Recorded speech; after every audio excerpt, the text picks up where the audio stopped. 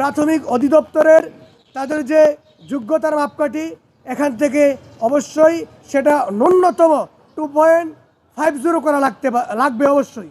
আমরা জানি এখানে যারা শিক্ষক নিয়োগ হয় তাদের কর্মস্থল নিয়েও একটা জালিয়াতি হয় এবং তাদের শিক্ষাগত যোগ্যতা নিয়েও আমি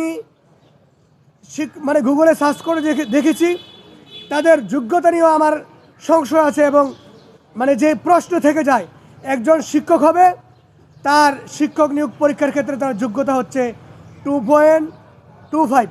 এটা আসলে টেনে টেনে কোনো রকম পাশ করার মতো অবস্থা। একজন শিক্ষক তার যদি লেভেল হয় তৃতীয় শ্রেণীরও আরও নিম্নমানের, সে আসলে প্রথম শ্রেণীর আসলে শিক্ষার্থী কীভাবে উপহার দিবে।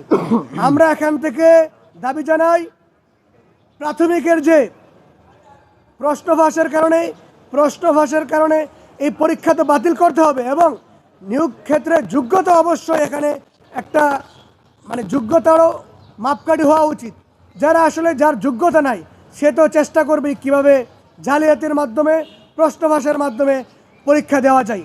এক্ষেত্রে অবশ্যই প্রাথমিক অধিদপ্তরের তাদের যে যোগ্যতার মাপকাঠি এখান থেকে অবশ্যই সেটা ন্যূনতম 2.50 করা লাগবে অবশ্যই।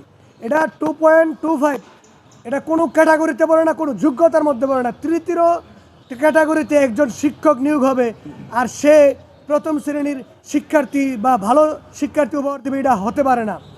পাশাপাশি আমরা দেখেছি বিগত দিনে যারা প্রশ্ন ফাঁসের সাথে জড়িত তারা এখন বের হয়ে বিভিন্ন উচ্চ পর্যায়ে আছে।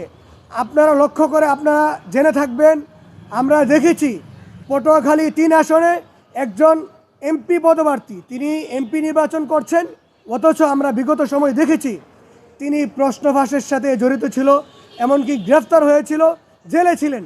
তিনি এখন এমপি নির্বাচন করছেন।